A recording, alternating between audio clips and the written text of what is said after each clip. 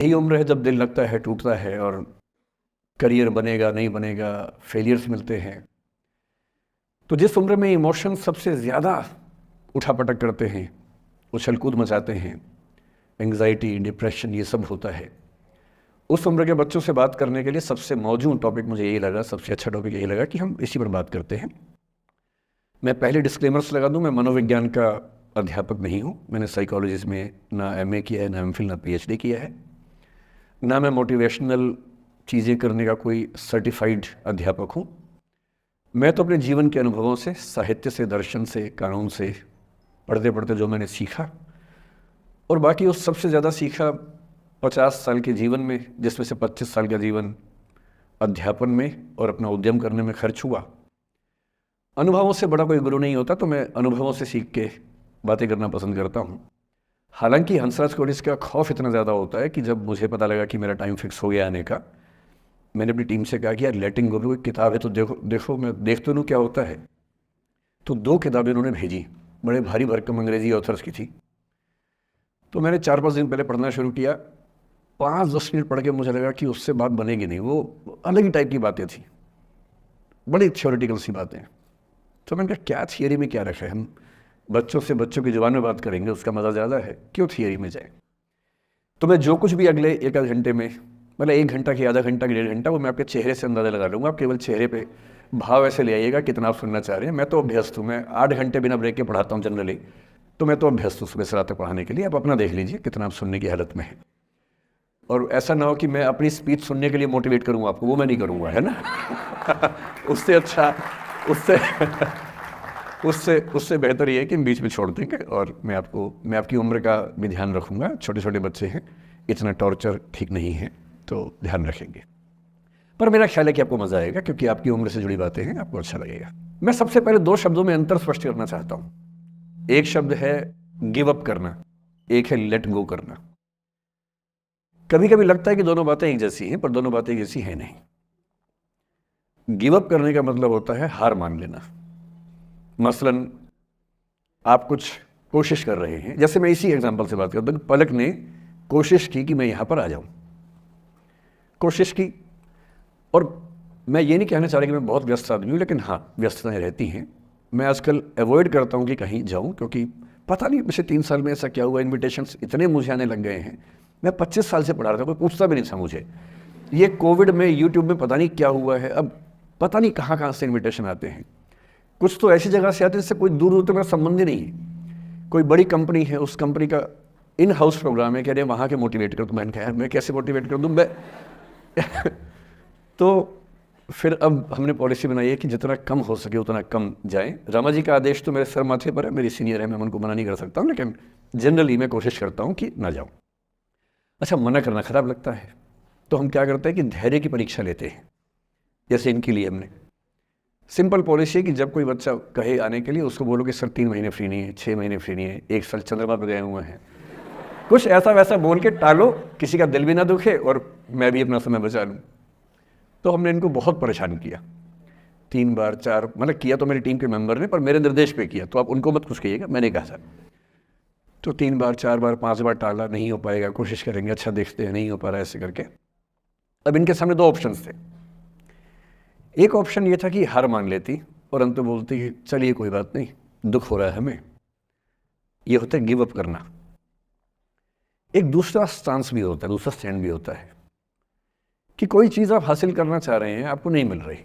मसलन ये मुझे बुलाना चाहिए, मैं नहीं आ रहा, मैं बिना बात के भाव खा रहा हूँ, नहीं आ रहा हूँ। और एक समय के बाद ये इस मूड में आ जाती कि भाड़ में जाओ, नहीं यार तो भाड़ में जाओ, तुम जैसे बहुत देखे हैं, एक ढूंढेंगे 100 मिल जाएंगे तुम्हारे जैसे, क्या समझते हो अपने आप को। और फिर मैं कहता मैं आना चाहता हूँ, कहते नहीं हम नहीं बुलाएंगे आपको। ये होता है लेट गो करना। क्यों किसी को इतना भाव देना है भाई?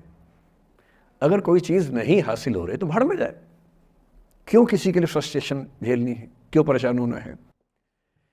गिव अप करने में और लेट गो करने में इतना ही अंतर है कि आपने हार मान ली या आपने जेल से निकाल दिया, दिमाग से ही निकाल दिया। किसी चीज़ को दिमाग से निकाल देना लेट गो करना है, किसी चीज़ के लिए कोशिश करते करते हार मान लेना और उस हार की फ्रस्ट्रेशन के साथ जीना, गिव अप करना है। मुझे खुशी है कि आपकी मोटिवेशनल सोसाइटी के मेंबर्स कम से कम गिव अप नहीं करते। अच्छा वो लेट गो भी नहीं किया मुझे, वरना मेरा सम्मान बच गया। और ये अच्छा है कि इसी विषय पर हम बात करना चाह रहे हैं। मैंने इस बीच में ये भी सीखा कि आपकी उम्र के बच्चों को कुछ भी बताने का सबसे अच्छा तरीका है कहानियाँ सुनाना। और आपकी उम्र की बात नहीं है, लिंक्डइन पर आप भी शायद होंगे, मैं भी वहाँ पर हूँ, जो प्रोफेशनल्स का प्लेटफॉर्म सबसे अच्छा माना जाता है। मैंने देखा कि आजकल जो बड़ी बड़ी कंपनियों के सीईओ हैं या सीएक्सओस कहते हैं, सीएफओ है, सीटीओ है या सीएचआरओ है, जो चीफ ऑफिसर्स होते हैं किसी कंपनी के, उनके लिए स्पेशल कोर्सेज चलते हैं स्टोरी टेलिंग के। और उसमें मान लिया गया है कि अगर आप किसी कंपनी के सीईओ बनना चाहते हैं तो बेसिकली जो स्किल आपको आनी चाहिए वो स्टोरी टेलिंग की आनी चाहिए। आप कहानी सुना सकते हो। मैं सच्ची कहानियाँ सुनाना पसंद करता हूँ, झूठ बोलने से बचता हूँ। मैं आपको 3-4 छोटी छोटी कहानियाँ सुना रहा हूँ। ये सारी कहानियाँ सच्ची हैं, 1% सच्ची हैं, पर मैं किसी का नाम नहीं लूँगा। जिनकी कहानी है उनका नाम नहीं लूँगा, उनकी प्राइवेसी का मामला है। पर हाँ, सच्ची कहानियाँ हैं। अच्छी बात है कि इन कहानियों के किरदार हम लोग नहीं बने, ईश्वर करे हम कभी ना बने, लेकिन कहानियाँ सच्ची हैं। जब मैं दिल्ली आया था 1990 में, मैं हरियाणा के एक शहर से, भिवानी से दिल्ली आया था पढ़ने के लिए। मेरे ड्रीम कॉलेज में हंसराज भी था, पर मेरा संयुक्त से मेरा एडमिशन जाकिर हुसैन में हुआ। मेरे अंक ठीक थे, यहाँ हो सकता था, पर मैं तो नई दिल्ली स्टेशन पे उतरा, बाहर निकला, पता लगा वहीं एक कॉलेज है, वहीं एडमिशन ले लिया मैंने। तो लोगों ने कहा कि यार कैंपस बड़ा अच्छा होता है। मैंने कहा क्या फ़र्क पड़ता है, कॉलेज कॉलेज होता है, छड्डो, यही छड्डो में सिखाने आया हूँ आप लोगों को। ठीक है, स्टेशन से निकले वहीं कॉलेज है, मैंने घर जाना होगा तो आराम से कॉलेज से निकल जाएंगे, क्या रखा कैंपस में। पर मेरा एक दोस्त जो मेरे साथ ही आया था उसी शहर से, उसने एडमिशन हंसराज कॉलेज में लिया। मैं और वो स्कूल के डिबेटर्स थे। डिबेटिंग में हम लोग स्कूल टाइम से काफ़ी एक्टिव थे। डीयू में आए तो यहाँ भी एक्टिव रहे। डीयू में मैंने करीब 5 साल डिबेटिंग की और मेरा ख्याल है कि लगभग 300-400 डिबेट्स मैंने जीती होंगी डीयू में, कुछ हारी भी होंगी, लेकिन मैंने खूब डिबेट, वो मेरा दरअसल दाना पानी था, रोजी रोटी मेरी वही थी कॉलेज के दिनों में। घर से पैसे मैं लेता नहीं था, मिलते भी नहीं थे, देना क्या था, मतलब ऐसी स्थिति भी नहीं थी उस समय मेरे घर में कि मिल सके। तो डिबेटिंग मेरा रोजगार था, एम्प्लॉयमेंट था, मेरा उससे काम चल जाता था आराम से। उसका भी चल जाता था, वो हंसराज से था, मैं जाकिर हुसैन से था। हम खूब डिबेट से मिलते थे। अक्सर ट्रॉफी या तो हम जीते थे या वो जीतता था, कोई भी जीते रूम पे ही आती थी क्योंकि हम रूममेट्स थे, एक साथ ही रहते थे। वो मुझसे योग्यताओं के मामले में 21 था, बल्कि अगर वो 21 था तो मैं 15 ही रहा हूँगा या 12 रहा हूँगा, 22 या 21 तो नहीं रहा हूँगा, मुझसे बेहतर था योग्यताओं में। बड़ा अच्छा व्यक्ति था। ग्रेजुएशन के बाद मैंने एमए हिंदी साहित्य में एडमिशन लिया, जबकि बीए ऑनर्स हिस्ट्री में किया था मैंने। उसने तय किया कि वो कुछ और करेगा, प्रोफेशनल कोर्स करेगा, नौकरी करेगा, तो वो चला गया दिल्ली से। मैं दिल्ली में रहा। फिर मैं एमए के बाद तैयारी करने लगा यूपीएससी की। तब तक मैं यूजीसी जेआरएफ कर चुका था। पहला अटैम्प्ट दिया, प्रीलिम्स हो गया। मेंस मेरा 96 के मेंस की बात कर रहा हूँ, मेंस शुरू होने वाला था, 2 दिन रह गए थे। करीब 10 दिन पहले वो मेरे पास आया हुआ था दिल्ली में, मिलजुल के अच्छे से बात कर गया था। उन दिनों उसका एक प्रेम संबंध कहीं हमारी ही एक मित्र के साथ चल रहा था। हम सब दोस्त थे, तो उनमें से 2 लोगों का आपस में का अफेयर था। मुझे नहीं पता क्या हुआ, लेकिन मेरे मेन एग्ज़ाम से 2 दिन पहले रात को 12 बजे एक फ़ोन आया और ये बताया गया कि मेरे दोस्त ने फंदा लगा के अपनी जीवन लीला समाप्त कर ली है। वो दिल्ली से दूर था कहीं, और जिस व्यक्ति के बारे में मेरी राय ये थी कि उतना जीवट वाला व्यक्ति कोई हो नहीं सकता, जो ज़िंदगी से हार सकता ही नहीं, जिसके होने से कई लोग हमेशा जीता हुआ महसूस करते हैं, वो चुपचाप एक बंद कमरे में ज़िंदगी से हार गया। मैं आज तक नहीं समझ पाया कि ऐसा कैसे हुआ। बाद में टटोला, उसके पेरेंट्स से बात हुई, भाई से बात हुई। उन्होंने उसकी याद में एक सोशल वर्क शुरू किया ताकि किसी और बच्चे को ऐसा ना करना पड़े। तो जो हल्का हल्का अनुमान हुआ वो है कि शायद कुछ ऐसा था रिलेशनशिप में जो नहीं संभल पाया था, और रिश्ता टूट ना जाए इसका दबाव बहुत ज़्यादा था, और वो दबाव झेल नहीं पाया। इस उम्र में ऐसा फेज़ आता है, कई बार आता है। ये एक कहानी है, हंसराज कॉलेज से ही जुड़ी है, इसलिए मैंने सोचा कि वहीं से बात शुरू करूँ। नाम जैसा कि मैंने कहा मैं नहीं बताऊंगा, तो नाम बताने का मतलब भी नहीं। और वो जिसकी मैं कहानी सुना रहा हूँ, आप लोगों के जन्म से पहले की बात है। आप तो सब 21वीं सदी वाले बच्चे होंगे ना, जेन ज़ी होंगे आप सब लोग, तो ये तो बहुत पुरानी बात है। एक दूसरी कहानी सुनाता हूँ। मैं आपको 2-3 कहानियाँ सुनाऊंगा, फिर उन सबका सार निकाल लेंगे एक साथ हम लोग। दूसरी कहानी ये है कि जब मेरा सिलेक्शन हो गया 97 में, मतलब 96 अटेम्प्ट में पहली बार में मेरा सिलेक्शन हो गया था, मैं एक्सटेंशन लेके तैयारी कर रहा था और डीयू में मैं पढ़ा भी रहा था उस समय। तब मैं शायद डीएवी कॉलेज में था या अग्रसेन, मैं 2 जगह पढ़ाई डीयू में, तो उनमें से किसी कॉलेज में पढ़ा रहा था उस समय में। तो उस समय एक लाइब्रेरी है कैंपस में ही, सेंट्रल रेफरेंस लाइब्रेरी, आप जानते होंगे, CRL बोलते हैं, जो विवेकानंद जी की स्टैच्यू है उसके सामने ही वो लाइब्रेरी है। उस लाइब्रेरी में नीचे सब बैठ के पढ़ते हैं और टॉप फ्लोर पे रिसर्च फ्लोर है जहाँ MPhil PhD वाले बच्चे पढ़ते हैं। मैं उस समय शायद PhD कर रहा था या MPhil खत्म हुई थी, वहीं बैठता था, पढ़ता था रोज़। कई दोस्त पढ़ते थे हम लोग वहाँ। हम सुबह 8 बजे लाइब्रेरी खुलते ही वहाँ घुसते थे, रात को 1 बजे निकलते थे लाइब्रेरी बंद होने के समय। तो वहाँ एक छत थी, छत पे छोटी सी कैंटीन थी जहाँ हम लोग जब जब बोर होते थे दिन में 3-4 बार जाके चाय पीते थे। चाय पी ली, बिस्किट खा लिया, थोड़ी गप्पे मार ली, वो सब वहाँ करते थे। तो वहाँ मेरे बहुत सारे दोस्त थे, उनमें से कई लोग अब बहुत सीनियर सिविल सर्वेंट्स हैं, कुछ लोग प्रोफेसर्स हैं डीयू में। 2 बच्चे थे मुझसे जूनियर, 3-4 साल जूनियर थे, बड़े प्यारे बच्चे थे। मुझे उस समय तक पढ़ाई लिखाई का शौक अच्छा खासा हो गया था, तो वो रोज़ मेरे साथ बैठते थे केवल बात करने के लिए, किसी मुद्दे पर बहस करनी है तो बहस होती थी, समझते थे। फिर मुझे पता लगा कि वो दोनों रिलेशनशिप में हैं, रिश्ते में हैं, दोनों ने शादी भी कर ली। उनकी योजना डीयू में पढ़ाने की थी या सिविल सर्विस की भी थी शायद, पता नहीं। मेरा इंटरेक्शन बहुत ज़्यादा उसके बाद रहा नहीं उनसे, क्योंकि मैं सर्विस में चला गया था। इतने जिज्ञासु बच्चे थे दोनों, इतने जिज्ञासु कि उनसे मिलकर तबीयत खुश हो जाती थी कि हर चीज़ जानने का मन करता था उनका, हर विषय पढ़ने का मन करता था। एकदम जीवन से भरे हुए बच्चे, आंखों में चमक ऐसे। फिर दोनों की शादी हुई तो मैं शादी में जा नहीं पाया, क्योंकि मेरा रिश्ता सिर्फ लाइब्रेरी में 1 घंटा गप मारने वाला था, उससे ज़्यादा था नहीं रिश्ता उनके साथ। फिर सुनता रहता था कि मैं सब बढ़िया चल रहा है, पढ़ाई कर रहे हैं, तैयारी कर रहे हैं। इंटरकास्ट मैरिज की उन लोगों ने, खूब हंगामा हुआ, दोनों घर में तलवारें खिंच गई, किसी तरह से तलवारें संभाली गई, मैनेज हुआ, दोनों साथ रहने लगे। और फिर 3-4 साल के बाद एक दिन मैंने खबर सुनी कि उस बच्ची ने फंदा लगा के जीवन लीला समाप्त कर ली। ये बात भी दिल्ली विश्वविद्यालय की है, उस दौर के सब लोग इस कहानी को जानते हैं। मेरे ख्याल से दोनों कहानी आपके प्रिंसिपल मैडम जानती होंगी, नहीं ध्यान कर पाएंगे तो मैं उनको जैसे नाम बोलूँगा अकेले में वो तुरंत समझ जाएंगे मैं किसकी बात कर रहा हूँ। मैं आज तक नहीं समझ पाया कि ऐसा क्या हुआ होगा।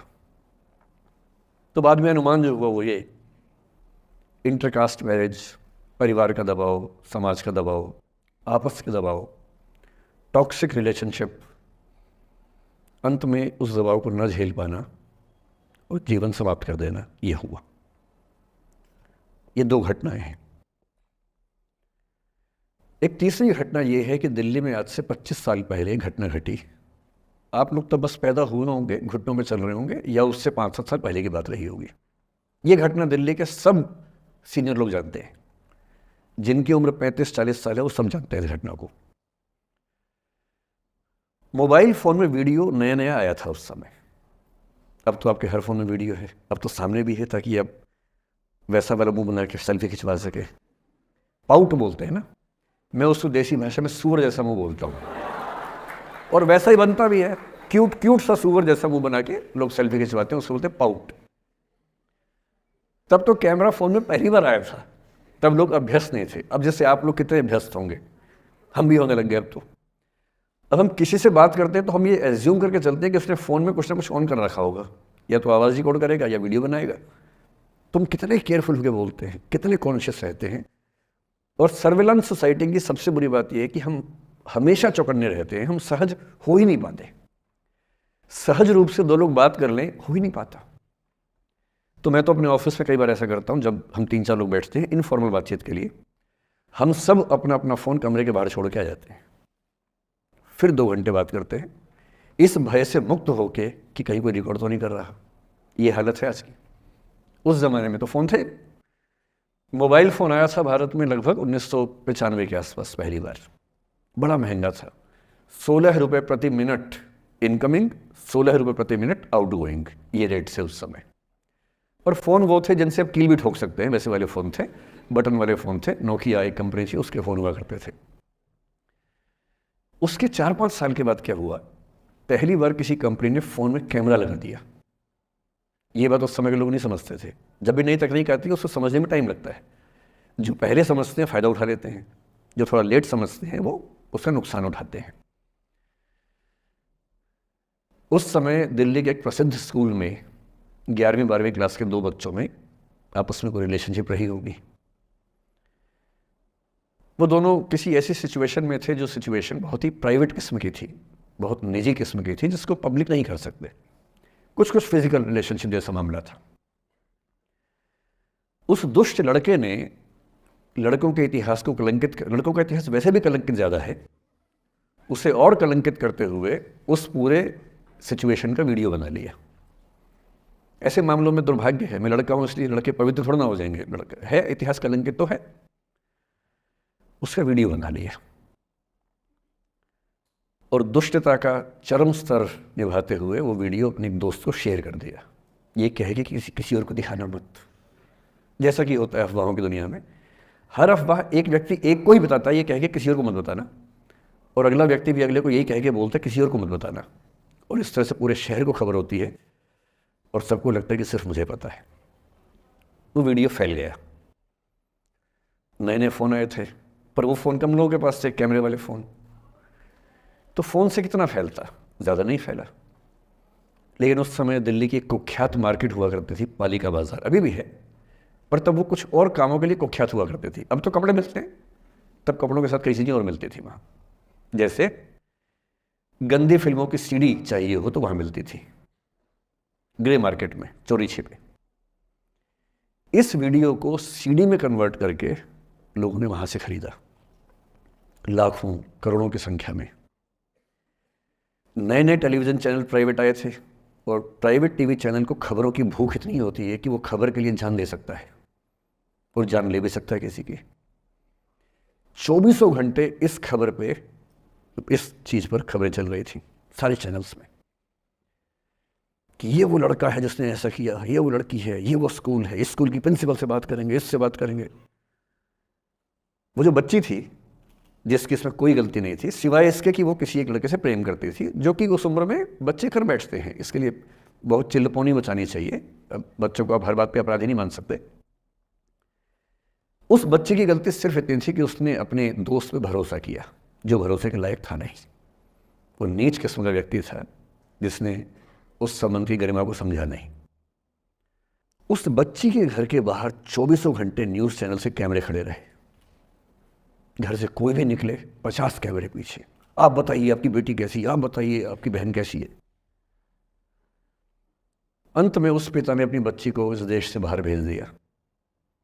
उसके कुछ दिन बाद की जो खबर टीवी चैनल से नहीं दिखाई, उसके पिता ने आत्महत्या कर ली। ये तीसरा इंसिडेंस है। ये सारी खबरें सच्ची बता रहा हूँ मैं, इनमें से एक भी झूठ नहीं है। झूठी कहानियों से मोटिवेशन दिया जा सकता है, मैं जानता हूं, पर जब सच्ची कहानियां हैं तो मैं झूठ क्यों बोलूं? सारी सच्ची कहानियां बता रहा हूं मैं आपको। एक चौथी कहानी जो आप में से कई लोगों की होगी। मेरा एक स्टूडेंट है, सिविल सर्वेंट है, सीनियर लेवल पे है, करीब 40 साल का है। उसने आज तक शादी नहीं की। क्या उसकी शादी करने की इच्छा नहीं थी? पूरी इच्छा थी। फिर क्यों शादी नहीं की? भाई कुछ लोग तो होते कि शादी करनी ही नहीं, कोई मिशन है, योगी जी है, मोदी जी है, ठीक है, उनका तो मिशन है, ममता जी है, उनका मिशन है। पर जिसका जीवन में ऐसा कोई मिशन नहीं है और जिसको प्रेम करने का मन भी करता हो, वो तो शादी करता है आमतौर पे। उसने शादी क्यों नहीं की जानते हैं?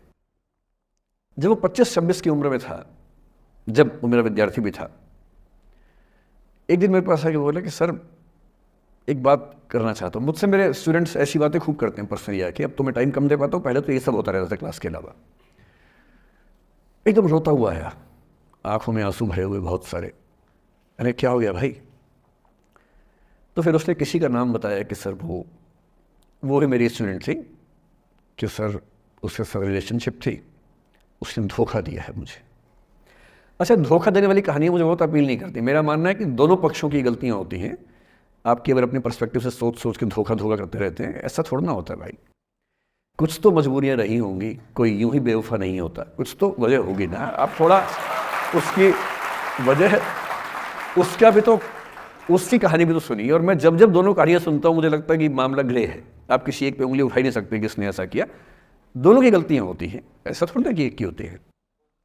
बहरहाल इन भाई साहब को ऐसा लगा कि धोखा हो गया उनके साथ, तो मैंने कहा चलो कोई बात नहीं यार, हो गया तो हो गया, तू नहीं कोई और सही, ऐसा क्या है। इतनी बड़ी दुनिया है, 8 अरब की आबादी अब है, उस समय भी 6-7 अरब तो थी। मैंने कहा 3.5 अरब 350 करोड़ में कोई तो होगी तुम्हारे लिए, ऐसा क्या है, कोई और देखेंगे। और वो थोड़ा ज़्यादा सेंटिमेंटल था उस समय। धीरे धीरे पता नहीं उसके मन में क्या बैठ गया, उसके मन में ये बैठा कि दुनिया की सारी लड़कियां धोखेबाज होती हैं। ऐसे मूर्खों की कमी नहीं है दुनिया में, ऐसे बहुत मूर्ख हैं। दर्शन की दुनिया में इसे अवैध सामान्यीकरण कहते हैं, इलिसिट जनरलाइजेशन। इसका मतलब बहुत छोटे सैंपल के बेस पे ये समझ लेना कि ये थियरी पूरे ब्रह्मांड पर लागू होती है। एक लड़की ने धोखा दिया, मान लीजिए धोखा दिया, धोखा इसने दिया कि उसने दिया कि किसी ने दिया, जो भी कहानी हो, एक सैंपल से ये मान लेना कि सब ऐसे होते हैं।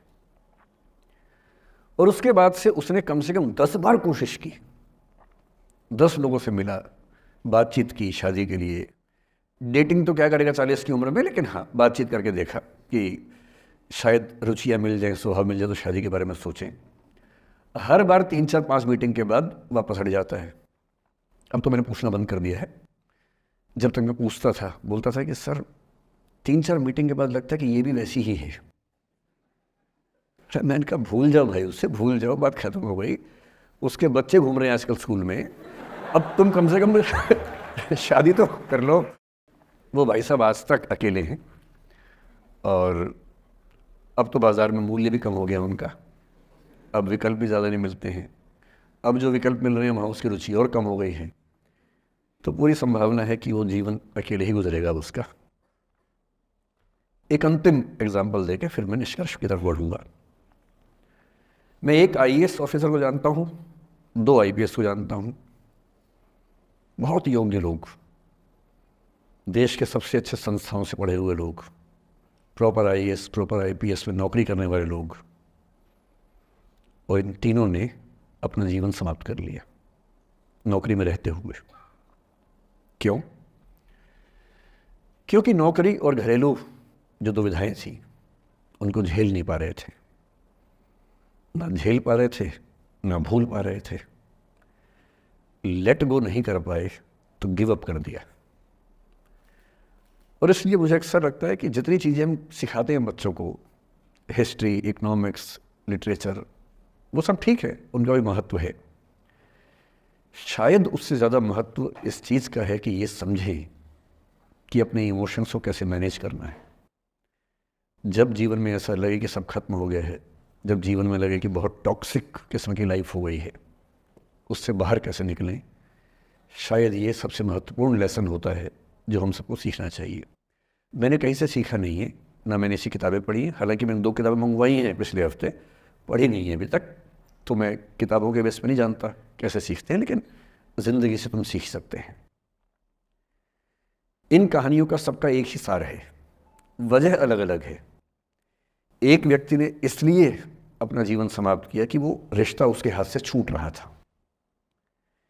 एक ने इसलिए जीवन समाप्त किया कि रिश्ता बन गया था पर समाज के दबाव, घर के दबाव मैनेज नहीं कर पाए। एक ने ज़िंदगी भर शादी नहीं की सिर्फ इसलिए कि वो पुरानी यादों को भूल नहीं पाया। अरे एक बार गलती हो गई तो हो गई, आगे तो संभावना जीवन में है भाई, क्यों इतना हावी रखना उसी दिमाग के ऊपर। कुछ लोग देश की सबसे अच्छी नौकरी में होकर हर पैमाने पर सफलता की हर कसौटी पर खरा उतरने के बाद जीवन नहीं बचा पाए, क्योंकि दूसरों की नज़र में आप बहुत सफल हो जाए, अपनी नज़र में शून्य हो, तो फिर जीवन कैसे बने, जीवन कैसे बचे। इन सारी कहानियों का मूल भाव एक ही है।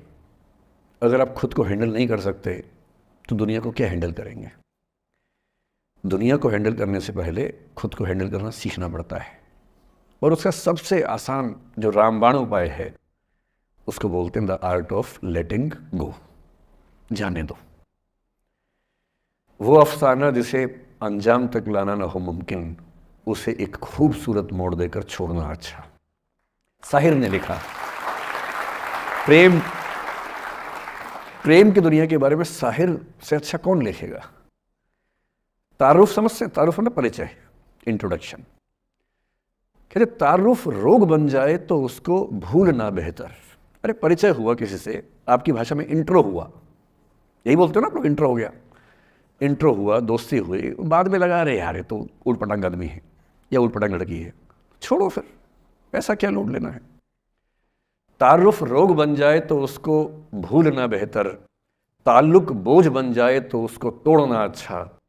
वो अफसाना जिसे अंजाम तक लाना ना हो मुमकिन, उसे एक खूबसूरत मोड़ देकर छोड़ना अच्छा।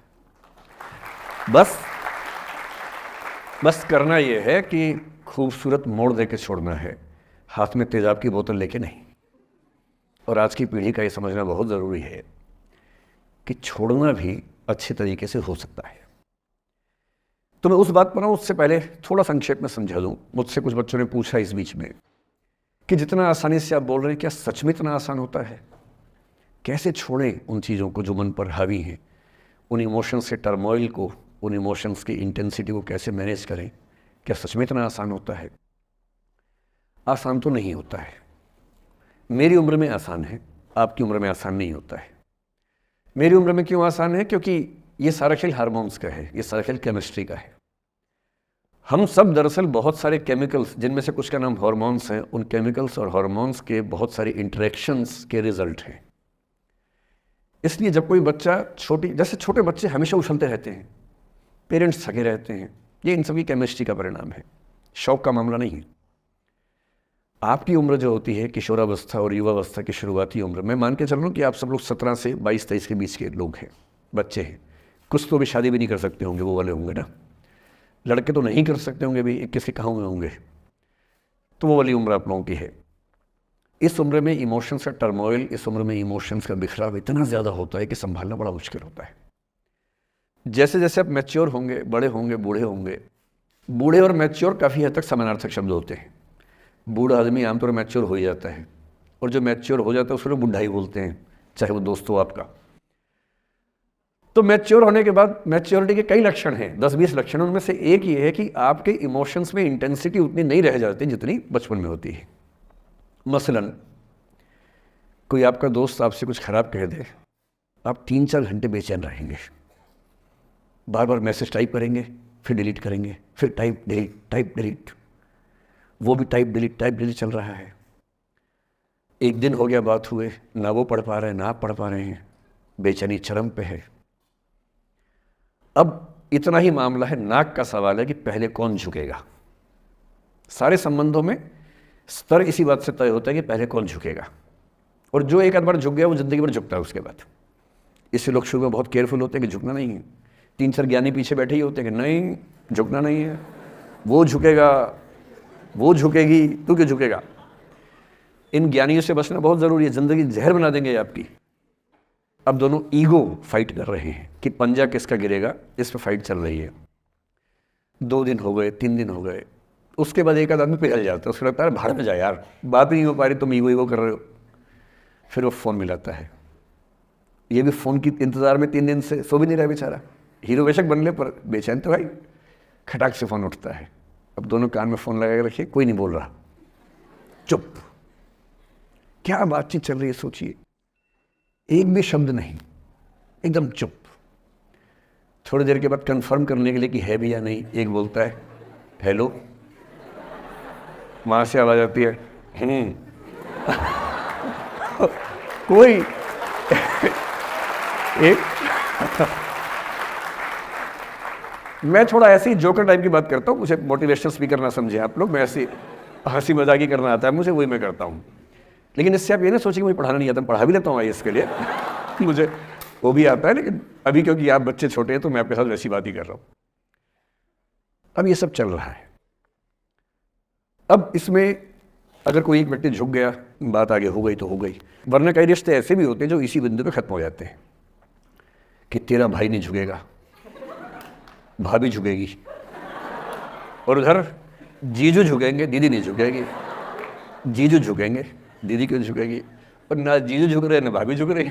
और उस चक्कर में जो अभी बेचारा रिश्ता बना भी नहीं था, वही वो ज़मींदोज़ हो गया, वही वो ख़त्म हो गया। और ठीक है, हो गया तो हो गया, भाड़ में जाए, ऐसा क्या है, डर किस बात का है इसमें। लेकिन मैं फिर भी आपसे कहूँगा, मेरी उम्र में क्या होता है, जैसे मुझे कोई फ़ोन करे कि मैं आपसे बहुत नाराज़ हूँ, तो मैं कहता हूँ अच्छा ठीक है, कल बात करेंगे। नहीं, मैं आपसे बहुत नाराज़ हूँ, मेरा दिल टूट गया है। मैं कहता हूँ देखो मुझे नींद आ रही है अभी, let me sleep, we will talk tomorrow. You just do one thing, write down all the points and we will discuss in the morning. When I come to office, you come to my cabin and we will discuss. Don't worry, I'll find out the solution for you. कह रहे हैं आप कैसी बात कर रहे हैं, मैं ना सो पा रहा हूँ ना मैं जाग पा रहा हूँ। तो मैंने कहा दैट इज़ योर प्रॉब्लम। मैं तो सो भी रहा हूँ जाके, ये तो कोई दिक्कत नहीं हुई भाई। तो मैं तो ऐसा हो चुका हूँ कि दुनिया में कुछ भी हो जाए मुझे टाइम पे नींद आ जाती है, कुछ भी हो जाए। मतलब एक आध, अब जैसे मेरी माता जी की मृत्यु हुई तो मुझे नींद नहीं आई कुछ दिनों तक, ठीक बात है, नहीं आनी चाहिए उस समय, तब भी आ गई तो फिर इंसान और पत्थर पे क्या अंतर बचा, सीधी सी बात है। But keeping aside those rare instances, कोई कुछ भी कर ले हमें तो बढ़िया नींद आती है। और मैं ये कहना चाह रहा हूँ, मैंने ये सीखा है अपने पिताजी से, और सीख सकते हैं इसको, ये केवल तुक्के की बात नहीं है, सीख सकते हैं। मेरे जो पेरेंट्स हैं, पिताजी और माँ, वो एक अनूठा कॉम्बिनेशन है। अच्छा, किसी शादीशुदा जोड़े से अकेले में बात करके देखिए, जब वो कंफर्टेबल हो आपके साथ, आप उनको बोलिए कि मुझ में और मेरी पत्नी में, या मुझ में और मेरे पति में ज़्यादा चीज़ें मैच नहीं होती हैं। सीरियस होकर बोलना, मजाक के मूड में नहीं, सीरियस मुंह बना के बोलिए, थोड़ा भरोसे में लेके। दुनिया का हर जोड़ा आपसे बोलेगा आप में तो फिर भी कुछ मैच होता है, हम में तो कुछ मैच नहीं होता, एक भी मैच, सारे जोड़े ऐसे ही चल रहे हैं। सबको लगता है कि उसका घर बढ़िया चल रहा है, मेरा ही ठीक नहीं चल रहा, क्योंकि उसका घर आपने फेसबुक पे देखा है, अच्छी अच्छी फ़ोटो देखी हैं। 24 घंटे में से जो 2 अच्छे मिनट आए थे, उसमें ली गई 25 फ़ोटो में से बेस्ट फ़ोटो फेसबुक पे आई थी। और अपने घर में आप बाकी 24 घंटे में से 2 मिनट छोड़ के बाकी देख रहे हैं। तो दूसरे का घर हमेशा अच्छा लगता है कि यार लाइफ हो तो उनके जैसी हो। तो हमारे माता पिता भी स्वभाव उनका भी थोड़ा अलग रहा, सबका है, हमारा भी है। तो मेरे पिताजी हैं मस्त मौला आदमी, जैसे कबीरदास एकदम फक्कड़ मस्त मौला आदमी, भाड़ में जाए दुनिया, उस मूड में रहते हैं, नुकसान हो जाए भाड़ में जाए। गीता का सार उन्होंने अपने मन में बिठा लिया है। उनका बड़े से बड़ा नुकसान हो जाता है तो क्या बोलते हैं, हमारा क्या था जो लाए थे, जो लिया यहीं से लिया, जो दिया यहीं दिया, साथ लेके क्या जाना है, बात खत्म। कोई टेंशन ही नहीं उनको। और बाकी सब लोग टेंशन में कि अब क्या करें, ये हो गया वो हो गया, कैसे मैनेज करें। मेरी माँ को तनाव हो जाता था, और जब पिताजी ऐसे हो तो माँ को तनाव होगा, सीधी सी बात है। अगर माँ वैसी होती पिताजी तनाव में रहते हैं, तो सामान्य बात है। जब घर में एक व्यक्ति मस्त मौला हो तो बाकी लोग तनाव तो फिर बांटेंगे ना आपस में। वो बड़ा तनाव में रहती थी, उनको घर की चिंता, बच्चों की चिंता बहुत सताती थी। पिताजी भी चिंतित थे बच्चों को लेकर, जैसे कोई पिता होता है, पर उनकी नेचर थी कि ठीक है देख लेंगे जो होगा, अरे देख लेंगे, अरे भाड़ में जाओ, उस मूड में रहते हैं, आज भी रहते हैं। मेरी माँ 73 की उम्र से कुछ महीने पहले चल बसी, उनका जीवन समाप्त हुआ। मतलब मुझे नहीं पता कि जीवन क्यों समाप्त होता है, क्योंकि बड़े बूढ़े कहते हैं कि हर व्यक्ति की सांस का इतिहास है, सांसें लिखी हुई हैं ईश्वर ने, उतनी सांसें मिलेगी। मुझे बहुत भरोसा इस बात में है नहीं, क्योंकि भगवान ऐसा क्यों करेगा कि जापान में सांसें ज़्यादा लिखेगा और अफ्रीका में कम लिखेगा? भगवान ऐसा क्यों करेगा? और अगर सांसें पहले से लिखी हुई हैं तो हमारी जीवन प्रत्याशा क्यों बढ़ती जा रही है? अगर सांसें पहले से फिक्स हैं तो आज़ादी के समय से लेकर आज के 70 साल में जीवन प्रत्याशा लगभग 2.5-3 गुना बढ़ गई। और हम ये भी कहते हैं कि लोग खराब हैं। अगर लोग बुरे हैं तो जीवन छोटा होना चाहिए कर्मों के हिसाब से। लोग खराब हैं और जीवन बड़ा होता जा रहा है। तो मुझे उन मान्यताओं में बहुत भरोसा है नहीं कि सांसें लिखी हुई हैं। अगर सांसें लिखी होती तो मनुष्य की औसत आयु 25 साल से ऊपर नहीं होनी चाहिए थी, 25-30 मैक्सिमम। और हम 70-80 साल धूमधाम से जी रहे हैं, जिसका मतलब है कि यह भगवान से ज़्यादा इंसान ने लिखा है, मेडिकल साइंस ने लिखा है, वैज्ञानिकों ने लिखा है। और मैं ऐसा व्यक्ति हूँ, मैं बहुत धार्मिक व्यक्ति हूँ नहीं। और मैं इसको छिपाता भी नहीं हूँ। मैं बहुत छिप छिप के बहुत जी लिया। अब मैंने ठान लिया कि मैं जैसा हूँ वैसा रहूँगा। ना मुझे किसी पार्टी से मतलब है, ना किसी विचारधारा से मतलब है। मैं विचार वाला आदमी हूँ, धारा वाला नहीं हूँ। जिसको धारा में बहना है बहे, हम तो अकेले चलेंगे, विचार के साथ चलेंगे। जो ठीक लगता है वो बोलेंगे और वैसे ही रहेंगे। हाँ, गलत बोलने से बचता हूँ, किसी के बारे में गलत बोलना मुझे अच्छा नहीं लगता है, लेकिन जो सही लगता है वो तो बोलूँगा ना भाई। मेरे पिताजी 81 साल के हैं, अभी 81 साल के हुए कुछ दिन पहले, और एकदम मस्त मौला आदमी है, मुझसे ज़्यादा युवा हैं। मैं 50 साल का बूढ़ा हूँ, वो 81 साल के युवा हैं। उनके चेहरे की चमक, मतलब कई ट्यूबलाइट फेल है उनके सामने, ऐसी चमक चेहरे पर रहती है। क्यों रहती है? उसकी एक वजह यह है कि वो रोज़ सुबह 2-3 घंटे प्राणायाम, योग, ध्यान, बहुत कुछ करते हैं। उनका भोजन इतना संतुलित है, सप्ताह में कम से कम एक बार, कभी कभी महीने में 4 से ज़्यादा 6-7 बार उपवास करते हैं पूरा पूरा। वो सब चीज़ें उनके अभ्यास में हैं, जो मेरे अभ्यास में उतनी नहीं है। मैं भी कोशिश करता हूँ, पर अभी उतना सफल नहीं हो पा रहा हूँ। पर मेरी राय में उनके इस सुंदर जीवन का सबसे बड़ा राज ये क्षमता है कि वो हर चीज़ को लेट गो कर देते हैं। तनाव उनके पास आता है तो फिसल के निकल जाता साइड से, लेते ही नहीं तनाव किसी बात का। कुछ भी हो जाता है, तनाव ही नहीं लेते। और मुझे लगता है कि काश ये चीज़ मेरी माँ के स्वभाव में होती, कम से कम 10 साल उनका जीवन और ज़्यादा तो होता। और मैं अपने अनुभव से बता रहा हूँ, बहुत विश्वास से बता रहा हूँ। मैं ना सोने जागने में नियमित व्यक्ति हूँ, ना मैं बहुत कसरत करता हूँ। ठीक हूँ, मतलब बुरा भी नहीं हूँ, ठीक हूँ। मेरी उम्र के अधिकांश लोग बीपी, शुगर, बहुत बीमारियों से ग्रस्त हैं। मैं फिलहाल नहीं हूँ। क्यों नहीं हूँ? मेरे पास इसका उत्तर एक ही है, मैं लोड लेता नहीं किसी बात का, दबाव लेता नहीं, तनाव लेता नहीं। भाई अच्छा हो रहा है तो भी ठीक है। जब मैं सफल, जैसे मैं 3 साल में पिछले काफ़ी सफल हो गया, जितना मुझे नहीं होना चाहिए था, मैं तो कैसे हो गया हूँ सफल। अगर मैं सफल हो गया तो मैं इस बात का लोड भी नहीं ले रहा कि मैं सफल क्यों हो गया। अरे हो गया तो कैसे हो गया, कई लोग हो जाते हैं, हम भी हो गए, ऐसा क्या है। कल को नहीं रहूंगा, मान लीजिए, ऐसा हो सकता है, कल को फेल हो जाऊं कहीं।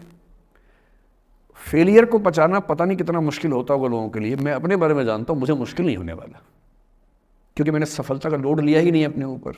विफलता मुझे क्या प्रभावित करेगी, बहुत फर्क नहीं पड़ता है। और मैं दावे से कह रहा हूं कि यदि ये टेम्परामेंट आपका हो, जो मेरे पिताजी से मैंने सीखा है, तो आप जिंदगी में सफल कितने होंगे वो एक अलग पैरामीटर है, पर आपकी ज़िंदगी शानदार होगी। और जितनी ज़िंदगी आपकी है, जितनी सांसें आप कहते हैं कि लिखी हुई हैं, गारंटी से कह रहा हूँ कि 10 साल बढ़ जाएंगे। कुछ और लोगों के आप कम कर देंगे, अलग बात है, लेकिन अपने 10 साल बढ़ा लेंगे। इसलिए ये सीखना बहुत ज़रूरी है कि कैसे लेट गो करना है ज़िंदगी की चीज़ों को। 3-4 प्रसंग होते हैं। एक होता है कि आप किसी को बहुत चाहते हैं पर वो आपको नहीं चाहता। आपकी उम्र में ये सब तो खेल होता है, और क्या खेल होता है।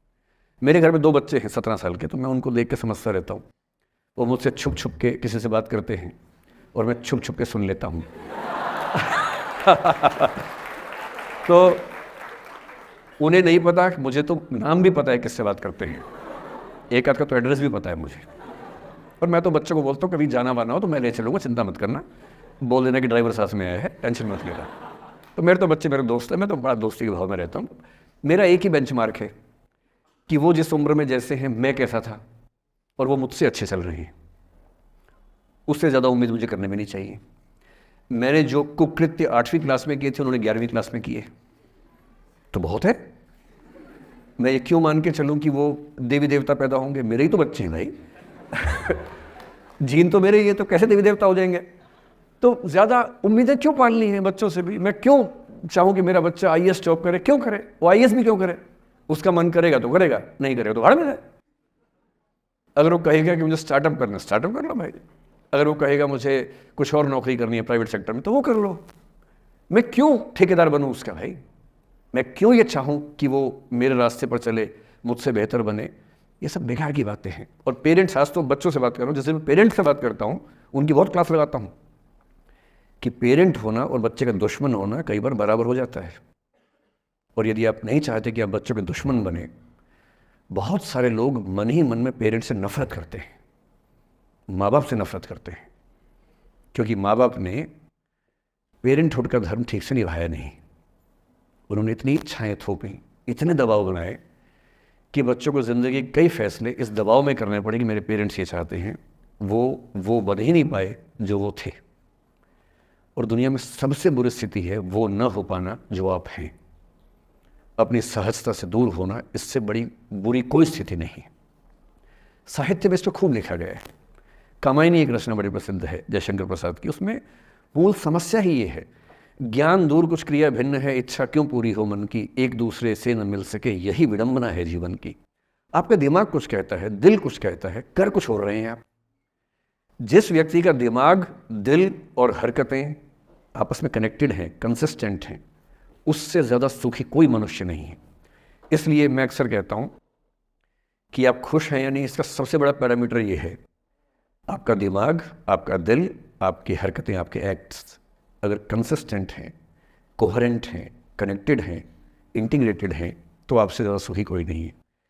और यदि आप पूरी ज़िंदगी केवल निभाने में खर्च कर देते हैं तो ठीक है, दुनिया की निगाह में आप सफल होंगे, पर किस दिन खबर आ सकती है कि अच्छे आदमी थे, नहीं झेल पाए, अंत में दिल का दौरा पड़ जाता है, बीपी हो जाता है, डायबिटीज़ हो जाता है। बच्चे बोलते हैं कि डायबिटीज़ चीनी खाने से होता है, बेकार बात है, डायबिटीज़ स्ट्रेस से होता है। डायबिटीज़ होने के बाद चीनी खाना मना है, चीनी खाने से आज से किसी को डायबिटीज़ नहीं हुआ है। डायबिटीज़ केवल तनाव से होता है। तनाव पहले ही दुनिया में इतने सारे हैं, नौकरी के तनाव, कितने झंझट दुनिया में हैं, उसके ऊपर से अपने स्वभाव से दूर होने का तनाव, कितना बड़ा तनाव है, क्यों पालना चाहिए। तो मैं कुछ सूत्रों में आपको बात बताता हूँ। इस उम्र में आप कितना उसको फॉलो कर पाएंगे मुझे नहीं पता, लेकिन कोशिश करेंगे तो कुछ तो फ़ायदा हुआ ही। पहला सूत्र मेरा आप लोगों के लिए ये है कि जब आप किसी को पसंद करें और वो आपको पसंद ना करे तो टेंशन नहीं लेनी है, तेज़ाब तो नहीं उठाना है। ठीक, कई लोग इस मूड में रहते हैं, मुझे पसंद नहीं करेगी, मैं राजा हूँ, मैं नवाब हूँ, मुझे पसंद नहीं करेगी। अरे तू क्या है भाई, नहीं पसंद हो तो नहीं पसंद हो, ये क्या बात हुई। सबसे पहले अपने अंदर से लोकतांत्रिक बनिए, डेमोक्रेटिक बनिए। जैसे आपको हक है किसी व्यक्ति को पसंद करने का, उसको भी हक है किसी को पसंद या नापसंद करने का। यदि कोई ऐसा व्यक्ति जिसको आप पसंद नहीं करते वो आपको प्रपोज करे तो आप उसको मना ही तो करेंगे। बस मना इज्जत से कीजिए, किसी को बेआबरू करके मत भेजिए। ये नहीं कि अच्छा तुम शीशा देखा है कभी, रुको आईना मेरी जेब में लो, ऐसे नहीं करना है। बड़े बेआबरू होकर तेरे कूचे से हम निकले, वो वाला भाव जो गालिब को आया था वो भाव नहीं आना चाहिए। अगर कोई आपको कभी प्रपोज करे, आप लोगों की उम्र है, सब चलता ही होगा आप लोगों के बीच में, मैं आपके टीचर से सामने बोल रहा हूँ, लेकिन मैं ऐसा ही हूँ, मैं जानता हूँ कि आपकी उम्र में से होता होगा, सब जानते हैं तो होता ही होगा। कभी किसी से ये उम्मीद मत करना कि वो आपको पसंद करे ही करे। यदि कोई रिजेक्ट करे, बस हाँ, रिजेक्शन थोड़ा प्यार से होना चाहिए, बदतमीजी से नहीं होना चाहिए। उसके अधिकारों का उतना ही सम्मान कर रहे हैं जितना आप अपने अधिकार का सम्मान करते हैं कि ठीक है भाई, आपको मैं पसंद नहीं, कोई बात नहीं, तू नहीं कोई और सही, कोई और नहीं कोई और सही, बहुत लंबी है जमी मिलेंगे लाख हंसी, इस ज़माने में सनम तू अकेली तो नहीं। कितने लोग हैं दुनिया में, ऐसा क्या है। और मैंने बहुत प्यारे प्यारे बच्चों को देखा रोते बिलखते हुए कि मैंने उसको प्रपोज किया, उसने मुझे मना कर दिया। अंकल, छोटे छोटे बच्चे आजकल मुझे लव गुरु मानते हैं अपने आसपास, वो मेरे पास आके ऐसी ऐसी बातें बताते हैं, बड़ी क्यूट तोतली आवाज़ में, मैंने उसको प्रपोज किया, उसने मुझे ऐसे वाली आवाज़ में एकदम रोते बिलखते हुए। तो मैं बोलता हूँ बधाई हो बहुत बहुत तुम्हें, कॉन्ग्रेचुलेशंस। मैंने अपनी ज़िंदगी में ऐसे 50 मामले देखे और 50 में से कम 49 मामले में जब कहीं दिल नहीं लगा, बाद में उससे बेहतर ही व्यक्ति मिला। अगर कभी ऐसा हो ना, मन ही मन में बधाई देना अपने आप को कि बच गया।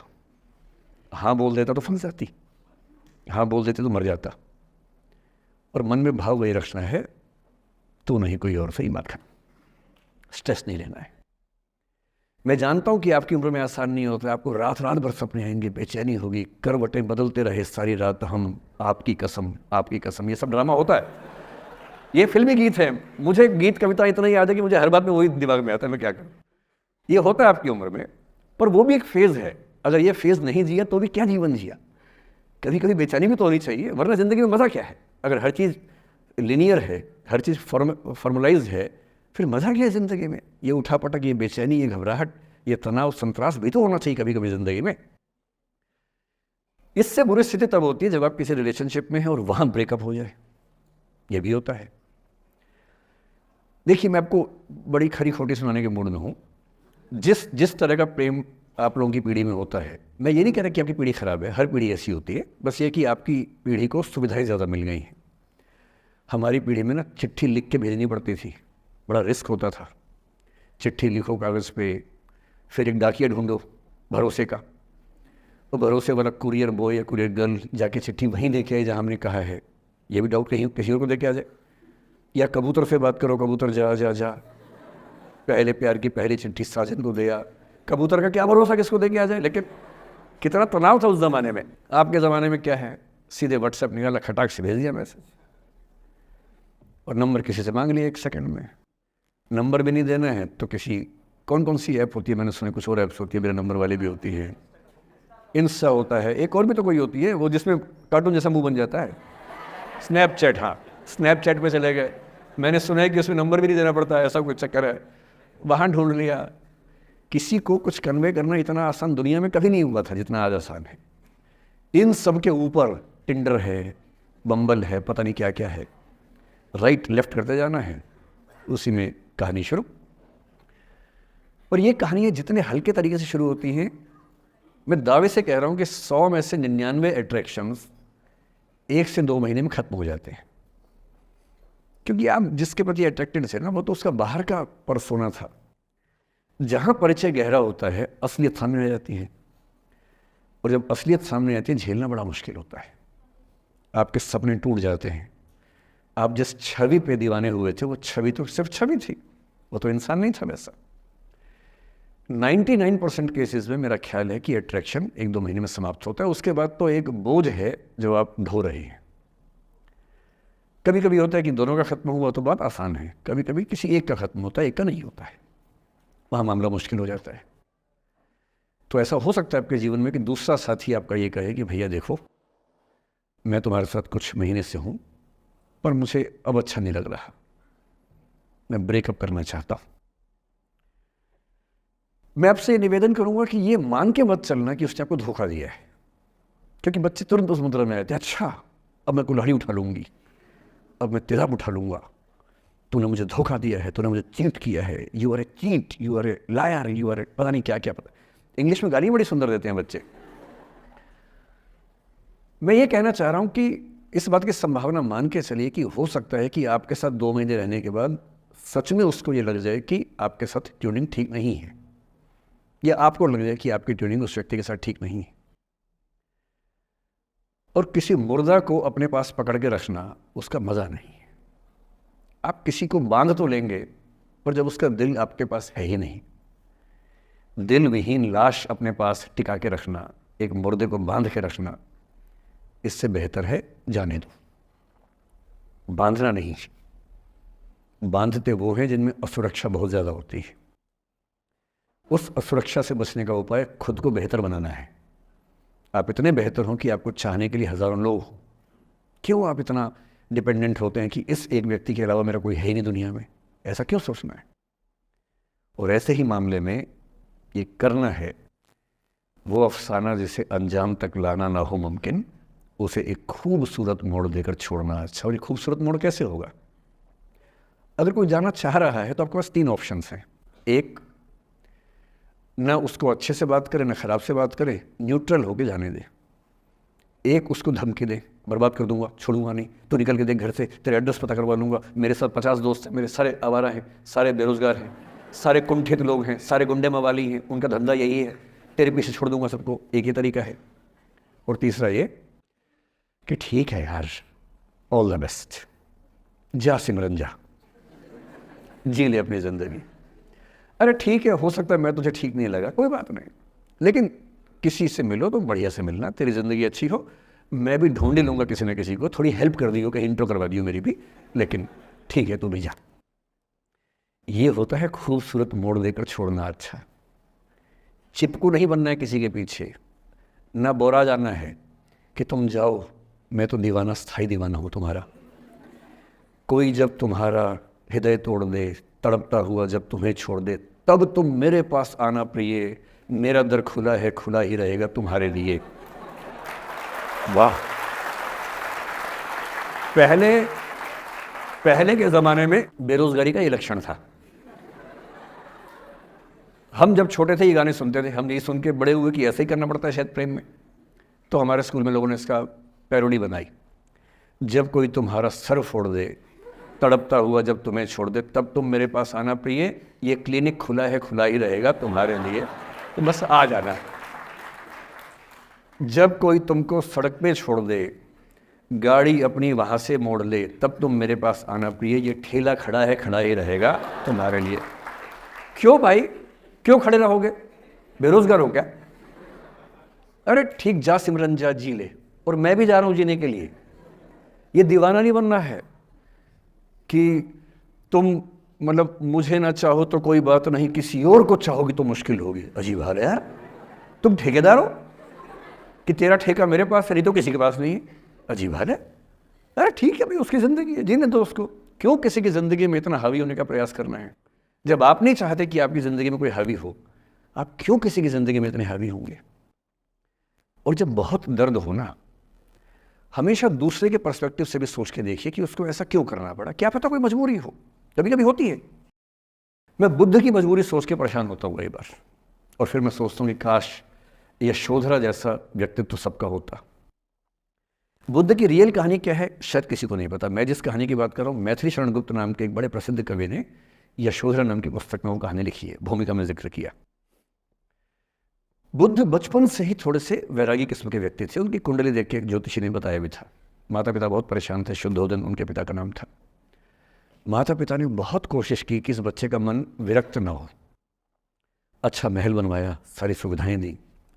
जैसे ही बुद्ध थोड़े से किशोरावस्था में आए, उस समय की दुनिया की सबसे खूबसूरत महिला से, लड़की से, यशोधरा से उसकी शादी करवा दी। यशोधरा के पिता ने काफ़ी एग्जाम लिए बुद्ध जी के, वो सारे एग्जाम में पास हुए, तब जाकर शादी हुई, ऐसे नहीं हुई। शादी हुई तो बुद्ध भी ठीक था, रमे रहे उस जीवन में। बेटा हुआ उनका राहुल। अब बुद्ध की विरक्ति का भाव बढ़ता जा रहा था। 29 साल की उम्र के आसपास ऐसा हुआ कि उन्होंने एक मृत व्यक्ति को देख लिया, एक बूढ़े को देखा, एक भिखारी को देखा, एक बीमार को देखा। विरक्त हो गए और उनका मन हुआ घर छोड़ दूं, ज्ञान की खोज में चला जाऊं। अब ज्ञान की खोज में जाएं, उनको पता है कि भाई मेरी पत्नी भी है, मेरा बेटा भी है, राज्य भी है, कैसे छोड़ दूं? छोड़ना जरूरी है। अंदर की आवाज है कि छोड़ो, तुम इस चीज के लिए नहीं बने हो, तुम्हारा स्वधर्म कुछ और है। बाहर की जिम्मेदारी है कि छोड़ नहीं सकते। मैं अनुमान करता हूं कि बुद्ध ने शायद अपने पिताजी से कहा हो कभी कि पिताजी मैं बहुत परेशान हूं, छोड़ना चाहता हूं। तो पिता ने समझा बुझा के मना किया होगा कि बेटा शोभा नहीं देता, ऐसा मत करो। हो सकता है पत्नी से भी बात की हो, पत्नी ने भी कहा हो कि ये क्या बात हुई, हम सबका जीवन तुम पे टिका है, बच्चा अभी बिस्तर से भी नहीं उतरा है, अभी तो चलना भी नहीं शुरू किया है, तुम ऐसी बात कर रहे हो। इसका जिक्र नहीं मिलता इतिहास में कि ये बात हुई कि नहीं हुई। और एक दिन बुद्ध ने तय किया और वो आधी रात को पत्नी और बेटे को सोता हुआ छोड़ के चले गए। इसको बौद्ध परंपरा में महाविनिष्क्रमण कहते हैं, बुद्ध का अपने घर से निकल जाना। अब बुद्ध चले गए, लेकिन मैथिली शरण गुप्त यशोधरा के पर्सपेक्टिव से बुद्ध को देख रहे हैं। यशोधरा बहुत परेशान है, भाई पति चला गया है, बच्चे का पिता चला गया, मजाक छोड़ना है। राजा परेशान है कि उनका उत्तराधिकारी चला गया है। यशोधरा इतनी परेशान है, बहुत लंबे समय तक छंद आते रहते हैं कि वो कितनी बेचैन है, कितनी परेशान है। लेकिन यशोधरा की सबसे बड़ी परेशानी इस बात से नहीं कि बुद्ध चले गए, इस बात से है कि बिना बताए चले गए, भरोसा नहीं किया। और वो अपनी सहेली से कहती है, सिद्धि हेतु स्वामी गए, यह गौरव की बात। मुझे गर्व है कि मेरा पति इतने महान काम के लिए गया है। सिद्धि हेतु स्वामी गए, यह गौरव की बात, पर चोरी चोरी गए, यही बड़ा व्याघात। सखी सखी वो मुझसे कहकर जाते, कह तो क्या वो मुझको अपनी पथ बाधा ही पाते, क्या मैं रास्ता रोकती उनका? उसके मन में ये मलाल है कि बिना बताए चले गए। वो इस भाव को लेट गो नहीं कर पा रही है, परेशान है। फिर बुद्ध को ज्ञान मिला 6 साल की तपस्या के बाद, बोधगया में बोधि वृक्ष के नीचे ज्ञान मिला। बात फैल गई। जो 5 शिष्य बुद्ध को छोड़ के भाग गए थे उनके बुरे वक्त में, उन्हीं 5 को बुद्ध ने सबसे पहले ज्ञान दिया सारनाथ में, जिसको धर्मचक्र प्रवर्तन कहते हैं। बुद्ध की ख्याति बढ़ने लगी। शुद्धोदन ने बुद्ध के पास, अपने बेटे के पास कई लोगों को भेजा ये कहने के लिए कि भाई यहाँ भी तो आओ, हमसे भी तो मिलो। बुद्ध का ऐसा प्रताप था कि जो उनके पास जाता वो बुद्धम शरणम गच्छामि हो जाता, वापस ही नहीं आता। तो फिर शुद्धोधन ने बुद्ध के बचपन के एक दोस्त को ये कह के भेजा, भैया मैं जानता हूँ तुम वापस नहीं आओगे, पर प्रभावित होने से पहले बोल देना कि पापा याद कर रहे थे। तो वो गया, उससे वायदा निभाया, हो तो गया, बुद्ध के संग में दीक्षित हो गया, पर वायदा निभा दिया। तो बुद्ध ने कहा ज़रूर जाऊँगा, पिताजी की आज्ञा है तो जाऊँगा ही जाऊँगा। बुद्ध पहुँचे अपने कपिल वस्तु, जो अपना इलाका था, वहाँ पहुँचे। पूरे कपिल वस्तु में, नेपाल सिद्धार्थ नगर से नेपाल जाएंगे तो नेपाल बॉर्डर पे ही कपिल वस्तु है। मैं देखने गया था वो जगह जहाँ बुद्ध पैदा हुए थे, बड़ा सुंदर स्थान है, आप भी जाकर देखेंगे कभी। तो बुद्ध पहुँचे रात को, एक धर्मशाला में रुके। अब वहाँ हल्ला मच गया कि राजा का बेटा धर्मशाला में। बुद्ध ने कहा भाई मैं देखो राजा का बेटा बन के नहीं आया हूँ, मैं बुद्ध बन के आया हूँ। सुबह उठ के भिक्षा मांगने लग गए उस इलाके में, अपने पिता के राज्य में। पिता ने सिर पीट लिया कि भाई क्या कर रहे हैं। फिर बुद्ध ने सूचना भिजवाई कि मैं बुद्ध हूँ, बेटा हूँ संयोग से, ठीक है मैं आ रहा हूँ मिलने के लिए, पर मैं बुद्ध होके आया हूँ, मेरी चर्या है, नियम है, मैं भिक्षा से ही जीवन जीता हूँ अपना। ठीक है, पिताजी ने कहा चल कोई बात नहीं। फिर बुद्ध गए पिता से मिलने, पिता से मिले, सबसे मिले, भारी सभा में। लेकिन यशोधरा नहीं आई मिलने के लिए, लेट गो नहीं कर पा रहे थे। उसके मन में दर्द था, छुप के क्यों गया, बता के जाता। बुद्ध ने पूछा पिता से कि यशोधरा कहाँ है, तो बोले कि वो कह रही है कि अगर बुद्ध मिलना चाहेंगे तो खुद ही मिलने आएंगे मुझसे, मैं क्यों जाऊँगी भाई, आत्मसम्मान भी तो कोई चीज़ है, मैं क्यों मिलने जाऊँगी। तो बुद्ध मिलने गए। सोचिए एक कमरे में यशोधरा बैठी है, राहुल साथ में। अब राहुल थोड़ा सा बड़ा हो गया है, 6-7 साल का है। बुद्ध गए हैं। अब आपके मन में आ रहा है कि बुद्ध वहाँ जाके बोलेंगे सॉरी मैंने गलत किया, I hurt you, I really feel sorry. बुद्ध है वो बुद्ध, वहाँ जाके क्या बोल रहे पता है, भिक्षाम देहि, भिक्षा दो। और यशोधरा कितनी महान महिला रही होगी, उसने अपने बेटे का हाथ बाप के हाथ में दे दिया। लेट गो का इससे महान उदाहरण दुनिया के इतिहास में नहीं है कि चलो आखिर तुमने आके झुक के कुछ मांगा तो सही। उसकी जितनी ईगो थी, अहंकार था, सब विगलित हो गया।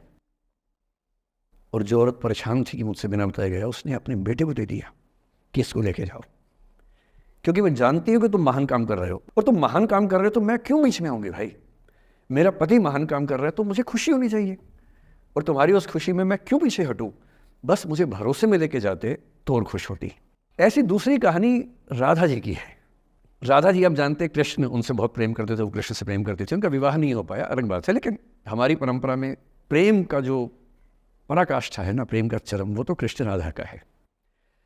मतलब राधा कृष्ण का प्रेम एक खास किस्म का प्रेम है, जहाँ विवाह के बंधन के न होने पर भी प्रेम का चरम रूप होता है।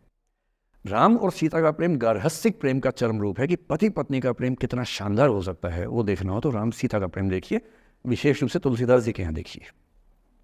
और वैसे जो प्रेम होता है वो देखना हो तो राधा कृष्ण का प्रेम देखिए। पर इंटरेस्टिंग है, ये सारे जो हमारे धर्म के चरित्र हैं ये समय के साथ चेंज होते गए हैं। राम बदले हैं, कृष्ण बदले हैं, राधा बदली हैं, सब बदले हैं। एक कवि थे सूरदास, भक्ति काल में 16वीं सेंचुरी, आप मोटा मोटा ध्यान में रखिए। कृष्ण को, आपने वो कहानी सुनी होगी, कृष्ण तो अपने घर में थे, कंस को मारने के लिए वो पैदा हुए थे। कंस को पता लगा तो कंस ने अपने एक सहयोगी अक्रूर, जो कि श्वफल्क के पुत्र थे, उनसे कहा कि जाओ और कृष्ण को लेके आओ, यही मारेंगे। उसको पता नहीं था क्या होगा बाद में। आदमी कॉन्फिडेंस में ऐसी गलतियाँ करता ही है, तो वो सुपर कॉन्फिडेंट था, बुलवाया कृष्ण को। कृष्ण तो इसी काम के लिए आए थे, समझ गए कि बुलावा आ गया है, अब इससे काम निपटाना है, चलते हैं। राधा और गोपियाँ कृष्ण के बिना रह नहीं सकती थी, सुपर इमोशनल विमेन। ऐसा मानते हैं कि वो महिलाएं, राधा तो छोटी थी, बाकी महिलाएं गोपियाँ उनसे काफ़ी बड़ी उम्र की थी, इतनी इमोशनल थी कृष्ण को लेकर कि कृष्ण के बिना वो सोच नहीं सकते थे कैसे रहेंगे। पर वो जिस काम के लिए आए थे धरती पर, वो तो करना ही था। तो अक्रूर आए, अक्रूर ने बताया कि ऐसे ऐसे आया हूँ, ले जाना है। तो कृष्ण और बलराम चले गए। इधर कृष्ण गए, उधर गोपियों का रो रो के हाल बुरा, राधा का हाल बुरा। ऐसी दीवानगी आजकल की फिल्मों में आप सोच नहीं सकते, ऐसी दीवानगी थी उस ज़माने में उनके बीच में। और जब आदमी का प्रेम हाथ से निकलता तो वो बेचारा कितना कमज़ोर हो जाता है। राधा जी की हालत सोचिए। सूरदास कह रहे हैं, अति मलिन वृष भानु कुमारी, हरिश्रम जलु अंतर तन भीजे, तालालस न धुआवती सारी। कि वृष भानु की कुमारी, वृष भानु मतलब राधा के पिता, वृष भानु की बेटी राधा इतनी कमज़ोर हो गई है, इतनी मलिन हो गई है। हरिश्रम जलु अंतर तन भीजे, कृष्ण के पसीने की कुछ बूंदें उसके ऊपर गिर गई थी, उसकी साड़ी में लगी हुई हैं। ता लालच न धुआवती साड़ी, इस लालच से साड़ी धुलवा नहीं रही है। और जब से कृष्ण गए हैं कपड़े तक नहीं बदलना चाह रही है कि इस कपड़े में मेरे प्रिय की याद है। खाती नहीं है, इतनी कमज़ोर है, हिल नहीं पाती है। एक और कवि हुए, वो तो इतने आगे बढ़ गए, बिहारी नाम के कवि थे। उनकी नायिका तो लगता है कि घड़ी का पेंडुलम है। सांस लेती है तो 4-5 कदम 6-7 कदम पीछे चली जाती है, सांस छोड़ती है तो आगे आ जाती है। सांस की हवा से ऐसा हो रहा है। इत आवत चली जात उत चली 6-7 अखात, चढ़ी हिंडोरे सी रही लगी उसासनी साथ। कि इधर आती है उधर जाती है, 6-7 हाथ इधर 6-7 हाथ उधर, सांस लेती है तो यहाँ, छोड़ती है तो वहाँ, जैसे झूला झूल रही हो। पर ये रीतिकाल के कवि हैं, उनका अलग टेस्ट है, हम सूरदास पे बात कर रहे हैं। राधा इतनी परेशान है। अच्छा, जब आदमी परेशान होता है ना, जब उसका ब्रेकअप टाइप का होता है कि कोई गया है वापस ही नहीं आ रहा, कृष्ण ने कहा था कि बस जा रहा हूँ, काम निपटा के आता हूँ। उनके मन में था क्या काम निपटाना है, काम निपटा भी दिया। अब कंस के बाद सवाल है कि मथुरा का साम्राज्य कौन संभाले। उसको एक स्ट्रक्चर बनाने के लिए कृष्ण को लगा कि मुझे यहाँ रह के सिस्टम को ठीक करना चाहिए, उसके बाद लौटना चाहिए। तो वो रुक गए वहाँ पर, राज्य का काम भी तो करना ही था। पर प्रेमी व्यक्ति को सब समझ नहीं आया, तो फिर लगता है कि नहीं मेरे पास आओ, बाकी सब बेकार की बातें हैं, मेरे पास आओ। कृष्ण आ नहीं रहे। यमुना के इधर कृष्ण है, यमुना के इधर गोपियाँ हैं, पर आत्मसम्मान भी तो है। एक आलोचक ने कहा कि नाव में बैठ के चली जाती। आत्मसम्मान होता है प्रेम में कि मैं क्यों जाऊं, बिना बताए क्यों चले गए, बता के जाते। तो राधा वेट करिए। राधा के मन में क्या आ रहा है, उनको लग रहा है कि ऐसा तो नहीं कि मैंने ही कुछ गलती कर दी हो। जब कोई व्यक्ति दूर चला जाता है ना, बाकी लोग सोचते हैं कि कहीं मुझसे तो गलती नहीं हो गई। और राधा अपनी एक सहेली से बोल रही, गोपी से, मेरे मन इतनी सूल रही, एक दिवस मेरे गृह आए मैं ही मस्ती दही, देखी तिन्हें हों मान कियो सो हरि गुस्सा गही। अगला सी गई है, बोरा सी गई है। सहेली से क्या बोल रही है, हे सहेली, मुझे पता है क्या लग रहा है, मुझे लगता है कि मुझसे ही गलती हुई है। उसने पूछा क्या गलती हुई है। कह रही है कि एक दिन क्या हुआ, कृष्ण भगवान मेरे पास आए थे, मैं उस समय दही मथ रही थी। वो ग्वाला जीवन है ना वहाँ पर, तो वो गोपालन जीवन का काव्य है पूरा। अब वो मुझसे बात करने आए और मैंने उनसे ठीक से बात नहीं की, मैंने मान किया। मान करना मतलब जिसको आपकी भाषा बोलते हैं भाव खाना। मैंने उनसे ठीक से बात नहीं की, मुझे लगता है वो नाराज़ हो गए, इसी नाराज़गी से लौट नहीं रहे हैं। मेरे मन इतनी सूल रही, मेरे मन में कांटा चुभ रहा है। एक दिवस मेरे घर आए, अब समझ में आएगा, एक दिवस मेरे घर आए मैं ही मथती दही, देखी तिन्हें, हाँ हाँ मतलब मैं मान की योग, मैंने अहंकार दिखाया, सो हरि गुस्सा गही, गुस्सा आ गया उनको इस बात से। सूरदास की राधा मुक्त नहीं हो पा रही, लेट गो नहीं कर पा रही, वो जी नहीं सकती कृष्ण के बिना। पर फिर देखिए 300 साल बाद क्या हुआ। 300 साल बाद कमाल हुआ। 20वीं शताब्दी की शुरुआत में एक और कवि हुए, उनका नाम था अयोध्या सिंह उपाध्याय हरिऔध। हरिऔध के नाम से प्रसिद्ध है। उन्होंने एक पुस्तक लिखी, प्रिय प्रवास। प्रिय प्रवास का मतलब प्रिय प्रवास पे चला गया है, कृष्ण चले गए हैं मथुरा, अब राधा कैसे जिएगी। 20वीं सेंचुरी की शुरुआत में फ्रीडम स्ट्रगल शुरू हो चुका है। महिलाएं अभी तक स्वाधीनता आंदोलन का हिस्सा नहीं बनी है, पर अब वो समय आ रहा है कि बनने वाली है। और हरिऔध की राधा ने कमाल कर दिया है। गोपियाँ पूछती हैं कृष्ण नहीं आ रहे, अब क्या करोगी। ये राधा जी क्या बोल रही हैं, प्यारे जीवें जगहित करें, गेह चाहे ना आवे। मेरे प्रिय खूब जिए, समाज का कल्याण करें, घर बेशक ना आए, कोई दिक्कत नहीं है, मैं चाहती हूँ कि समाज का भला होना चाहिए। ये वो बिंदु है जहाँ राधा यशोधरा बन जाती है, मैथिली संगत की यशोधरा। और जो मैं आपको समझाना चाह रहा हूँ उस एग्जाम्पल से वो ये कि हो सकता है कि जिससे आप नाराज़ हो वो किसी बड़े काम की खोज में हो, वो किसी महानता के रास्ते पर हो। और यदि आपके जीवन में कोई व्यक्ति ऐसा है जो किसी महानता के रास्ते पे है, तो उसके रास्ते को रोकना अपने क्षुद्र हितों के लिए बहुत छोटापन है। और ऐसे मामले में एक ही बात हमें सोचनी है कि वो जिस काम के लिए बना है उसे करने दो। अपने स्वार्थ के लिए किसी को बांध के रखना, किसी को लाश बना के रखना, इसका क्या मतलब है? जाने दो ऐसा क्या है, कुछ तो बढ़िया होगा। एक स्थिति हम में से कई लोगों की आती है कि वे टॉक्सिक रिलेशनशिप में होते हैं पर छोड़ नहीं सकते। ऐसे बहुत सारे पति पत्नी होते हैं। मैं अक्सर बच्चों से एक बात पूछता हूं कि आप में से कितने बच्चे वैसा ही वैवाहिक जीवन चाहते हैं जो आपके माता पिता का है? मैं आपसे पूछूंगा नहीं, आप चिंता मत कीजिए। लेकिन जब जब मैंने पूछा है, मुश्किल से 1 या 2% ने हाथ खड़ा किया है। 97-98% लोग मानते कि वैसा तो नहीं चाहिए, उससे कुछ अलग चाहिए। क्योंकि हम सब जानते हैं कि हमारे माता पिता भी, हमारे समाज के बाकी लोग भी बहुत समझौते करते हैं ताकि बच्चे अच्छा जीवन जी सके। आप भी करेंगे समझौते, सबको करने पड़ते हैं। ये है कि आप समझौते शायद उतने नहीं करेंगे जितने आपके माँ बाप ने किए होंगे, उनके माँ बाप ने और ज़्यादा किए होंगे।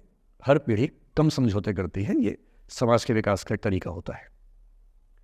पर ऐसा होता है कि आप एक ऐसे रिश्ते में आप छोड़ भी नहीं सकते, जी नहीं पा रहे, छोड़ सकते नहीं। क्योंकि आप तो छोड़ देंगे, आपके चक्कर में कईयों की ज़िंदगी दांव पे लग जाएगी। कैसे छोड़ दें? 3 छोटे छोटे बच्चे हैं, नौकरी है नहीं, वो माँ अपने पति से रोज़ प्रताड़ना झेलती है, बुरी बातें सुनती है, उसके पास कोई सिक्योरिटी नहीं है, वो बच्चों को नहीं छोड़ सकती, बच्चों को लेके कहाँ जाएगी, क्या करे? टॉक्सिक रिश्ता है। तो ऐसे में या तो आप रिश्ता छोड़ते हैं कि हर किसी से संभव नहीं होता, पर यदि वो संभव नहीं है तो रिश्ते में रहते हुए चिंताएं छोड़ दीजिए, अपेक्षाएं छोड़ दीजिए। भाई तेरी अपनी जिंदगी, मेरी अपनी जिंदगी, एक घर में रहेंगे पर रोज युद्ध नहीं करेंगे, बीपी नहीं बढ़ाएंगे, शुगर नहीं बढ़ाएंगे, तनाव नहीं बढ़ाएंगे। तुम्हारा अपना स्पेस, मेरा अपना स्पेस, ठीक है, एक छत के नीचे हैं, काम चला लेंगे, किसी और को नहीं बताएंगे, दुनिया के सामने अच्छी अच्छी फोटो खिंचवाते रहेंगे स्माइल कर करके चेहरा, पर कम से कम बच्चे सफ़र ना करें, परिवार सफ़र ना करे, जी लेंगे, झेल लेंगे। और ऐसे माहौल में शाहिर ने जो कहा था ना, उसी कविता की कुछ पंक्तियां बड़ी महत्वपूर्ण हैं कि बर्बादियों का सोग मनाना फिजूल था। कि बर्बादियां हैं जीवन में, पर ठीक है, कितना दुख मनाएंगे, अब है तो है, क्या कर सकते हैं। बर्बादियों का सोग मनाना फिजूल था, बर्बादियों का जश्न मनाता चला गया। और फिर अंत में इतनी सुंदर बात कहते हैं, गम और खुशी में फ़र्क न महसूस हो जहाँ, मैं दिल को उस मुकाम पे लाता चला गया। कि ठीक है, जैसी ज़िंदगी है उसको वैसे जिएंगे, अपेक्षाएं नहीं पालेंगे, ना तुम उम्मीद करना, और हम किसी तरह से मैनेज करके ज़िंदगी गुजार लेंगे। ये है अंतिम जो आपके जीवन में समस्या हो सकती है, करियर को लेके हो सकती है कि आपने कुछ करियर दिमाग में रखा हुआ है, ठान लिया है कि आईएएस बनना है या कुछ बनना है। आप कुछ भी ठान लें, सिर्फ आपके हाथ में नहीं होता है, सफलताएं असफलताएं जीवन में रहती हैं। 10-11 लाख लोग आईएएस का फॉर्म भरते हैं, 5 लाख आईएएस का एग्ज़ाम देते हैं, 1000 का सिलेक्शन होता है। हर एग्ज़ाम में घुमा फिरा की यही स्थितियाँ होती हैं। पॉलिटिक्स में, स्पोर्ट्स में, बिजनेस में, हर जगह कंपटीशन इतना है।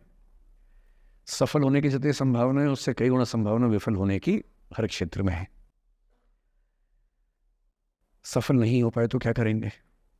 और मैंने ऐसे लोगों को देखा है कि आईएएस नहीं बन पाए 20 साल पहले, और 20 साल से रोज़ घुट रहे हैं कि आईएएस नहीं बन पाए। रात दिन यही ख्याल होता है कि आईएएस नहीं बन पाए, या पीसीएस नहीं बन पाए, या कुछ खास सोचा था जो नहीं कर पाए। तो मैं आप लोगों से निवेदन करूँगा कि यदि आपकी आर्थिक पृष्ठभूमि ऐसी नहीं है कि जो बहुत मजबूत हो, तो हमेशा एक बैकअप ऑप्शन ज़िंदगी में लेके चलिए। किसी करियर को दिमाग पे इतना हावी मत होने दीजिए कि वो नहीं मिलेगा तो कुछ नहीं होगा। आप उस दौर के व्यक्ति हैं जहाँ इतने ऑप्शंस दुनिया में हैं जितने कभी नहीं थे, इतने ऑप्शंस हैं। बस एक ठीक ठाक सा व्यक्तित्व बना लीजिए, एक ठीक ठाक सा कॉन्फिडेंस रखिए अपने ऊपर, और यदि आपके पास बेसिक स्किल्स हैं, भाषा की, चिंतन की, समझने की, कैलकुलेशंस करने की, प्लानिंग करने की, स्ट्रेटेजाइज करने की, और मेहनती आप हैं, मैं गारंटी से कह रहा हूँ कि इस दुनिया में कंपटीशन नंबर्स में बहुत ज़्यादा है, कायदे का कंपटीशन नहीं के बराबर है। बहुत मजबूत लोगों से आपको भिड़ना नहीं पड़ता है। भिड़ते हैं 5 लाख से, पर उन 5 लाख में कुछ ही हैं जो भिड़ने लायक है। इतना कॉन्फिडेंस रखिए, जैसे कहते हैं ना कि हम भी दरिया है, हमें अपना हुनर मालूम है, जिस तरफ भी चल पड़ेंगे रास्ता हो जाएगा। इतना भरोसा अपने ऊपर रखिए कि ठीक है, ये नहीं तो कुछ और करेंगे, वो नहीं तो कुछ और करेंगे, लेकिन कुछ ना कुछ बढ़िया कर लेंगे। और उस बढ़िया करने की शुरुआत कॉलेज की ज़िंदगी से होती है। उड़ान सोसाइटी संभाल लेंगे, निष्ठा संभाल लेंगे। अभी मैडम ने बताया कि 80 सोसाइटी से बताई, इसके उन्होंने 60 बताई। 60 सोसाइटीज़ हैं, किसी सोसाइटी का हिस्सा बन जाइए। ये सोसाइटीज़ का हिस्सा बनने का असली पर्पस क्या है? इसी बहाने एक्सपोजर मिलता है, आप कुछ करते हैं, मंच पे आते हैं, लोगों से मिलना जुलना होता है, स्किल्स डेवलप होती हैं, और अंत में जो जीवन में काम आता है यही स्किल्स काम आते हैं। और यदि वो स्किल्स हमने डेवलप कर लिए, और वो स्किल्स पढ़ाई से नहीं आती हैं। जो क्लासरूम के अंदर की पढ़ाई है वो सबसे कम महत्वपूर्ण चीज़ होती है कॉलेज में। कॉलेज में सबसे ज़्यादा महत्वपूर्ण है ये अपॉर्चुनिटीज़, लोगों से बात करना, कुछ ऑर्गेनाइज करना, कहीं फेल होना, कहीं पास होना, वो सब करते रहिए। और मैं दावे से कह रहा हूँ कि इस दुनिया में कंपटीशन कहने के लिए ज़्यादा है, दरअसल ज़्यादा नहीं है।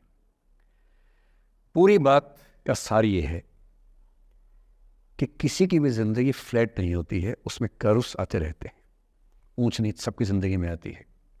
मैंने भी कम नहीं झेली है, आज मैं यहाँ खड़ा हूँ ऐसे नहीं खड़ा हूँ, कुछ तो झेला ही होगा, मैंने भी ठीक ठाक झेला है। जिस उम्र में आप मौज मस्ती करते हैं, मैंने उस उम्र में कैलकुलेटर बेचे हैं। मैं सेल्समैन रहा हूँ 17 की उम्र में, और मैं बिजनेस फैमिली से नहीं हूँ। बिजनेस फैमिलीज में बच्चों को 17 में काम पे लगा देते हैं। मैं तो नौकरी पेशा परिवार से था, कुछ समस्याएं थी तो सेल्समैन बन के घर घर में जाके बेचना पड़ता था। तौहीन भी होती थी, लोग धिक्कारते भी थे, मजाक भी उड़ाते थे। वो समझे ना है, अपना खर्चा 17 की उम्र से खुद उठाया है, क्योंकि घर में दिक्कत थी। तो क्यों मांगू मैं घर से पैसे भाई, जब मुझे पता है कि मेरे घर में दिक्कत थी उस समय, क्यों मांगू?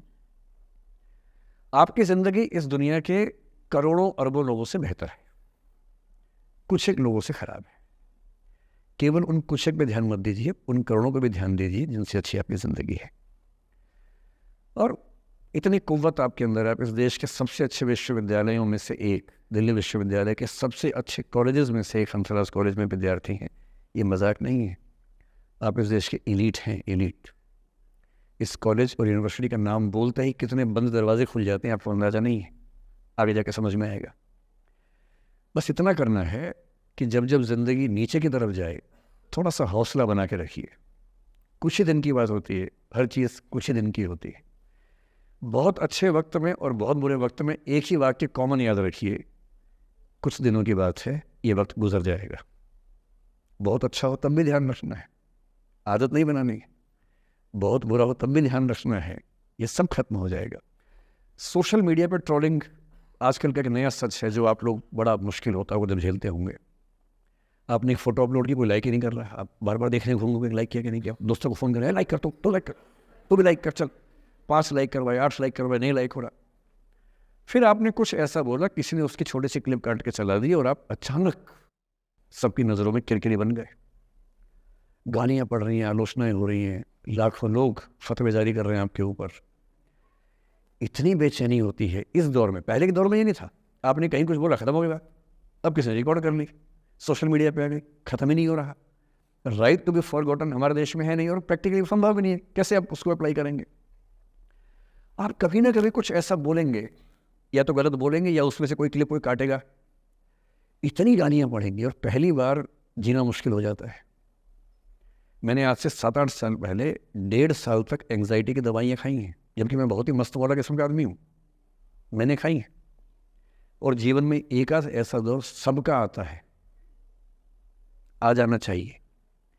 जब जीवन में एक आध बार ऐसा हो कि सारी दुनिया पीछे पड़ गई है, बहुत दिक्कत होगी, घबराहट होगी, बेचैनी होगी, एंग्जाइटी होगी, डिप्रेशन होगा, सब कुछ होगा। लेकिन एक बात ध्यान रखना, मेरी इस बात को ध्यान रखना, वो पहली और आखिरी परीक्षा है, उसके बाद कभी नहीं होगा।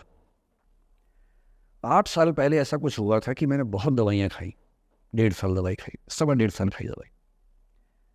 कारण पता था, कारण ठीक हुआ, दवाई छूट गई। उसके बाद मैंने ज़िंदगी का सबसे मुश्किल फेज़ पिछले साल झेला था, जब मेरे एक वीडियो की क्लिप मीडिया पर चली, FIR हुई, पता नहीं क्या क्या हुआ, सब कुछ हुआ, और मैं आपके सामने बहुत ईमानदारी से कह रहा हूँ, मुझे तनाव नहीं हुआ, डिप्रेशन नहीं हुआ, एंग्जाइटी नहीं हुई, क्योंकि मैं पहले झेल चुका था। अब पिछले 7 दिन से मेरी 5 साल पहले की एक क्लिप चला रही है वीडियो आजकल। 2019 के इलेक्शन से पहले जनवरी में मैं एक क्लास लेते हुए कह रहा हूँ कि अब इलेक्शन का टाइम आ गया, अब मंदिर का तमाशा शुरू हो जाएगा और ये पॉलिटिक्स के मामले हैं, सब बेकार की बातें। उस समय ना सुप्रीम कोर्ट का जजमेंट आया था, ना कुछ और हुआ था। आज मेरा बड़ा सीधा स्टैंड है कि जब सुप्रीम कोर्ट की कॉन्स्टिट्यूशनल बेंच ने 5-0 से सहमति दी है और उसके बाद कॉन्स्टिट्यूशनल तरीके से मंदिर बन रहा है, मैं कौन होता हूँ नाराज़ होने वाला? मुझे क्यों खुश नहीं होना चाहिए? दुनिया में हर धर्म के ईश्वरों के नाम पर मंदिर हैं, उनके जन्म स्थान पर मंदिर हैं। मेरे धर्म में क्यों नहीं होना चाहिए? मुझे क्यों परेशान होना चाहिए? और कुछ लोग पिछले 7 दिन से 5 साल पहले की क्लिप चला रहे हैं। मेरी टीम परेशान है, मैं परेशान नहीं हूँ। मुझे भेजते हैं कि सर ऐसे हो गया, सर इतने वीडियो चल रहे हैं। मैं सुनता हूँ पर तनाव नहीं होता है, क्योंकि मुझे पता है कि किसी दिन किसी मंच पर हो, जैसे आज मैंने बात बोल दी, कहीं और बोल दूंगा, बात खत्म हो गई। कितना लोड लेंगे? और आप लोड लेते रहेंगे तो दुनिया देती रहेगी। दुनिया के पास बहुत है देने के लिए, वो हमेशा देते रहेंगे। खुद को ऐसा फूल प्रूफ बना लीजिए, शील्ड बना लीजिए अपने आसपास कि तनाव आता है फिसल के निकल जाता है। और अगर आप तनाव झेलने के लिए समर्थ हो जाते हैं, लेट गो कर देते हैं, मैं दावे से कह रहा हूँ, सफल कितने होंगे मुझे नहीं पता, ज़िंदगी आपकी शानदार होगी, ये मैं गारंटी दे रहा हूँ। और जब जब बुरा अनुभव हो, जब जब जीवन में बुरा अनुभव हो, सबको होता है, आपको भी होगा, जब जब बुरा अनुभव हो, मेरा सूत्र वाक्य है जो मेरे व्हाट्सएप का स्टेटस भी है परमानेंट, मेरे दिल में गुथा हुआ है, दिल पे छपा हुआ है, सबको बोलता हूँ, हर क्लास में बोलता हूँ, आपको भी बोल रहा हूँ। एक लाइन याद रखना, क्यों डरे जिंदगी में क्या होगा, कुछ ना होगा तो तजुर्बा होगा, उससे बड़ा कुछ नहीं है। अब मैंने ठीक ठाक टॉर्चर कर लिया है बच्चों पर, इससे ज़्यादा करना शोभा नहीं देता। इसके साथ ही बात समाप्त करता हूँ। बहुत बहुत धन्यवाद सुनने के लिए।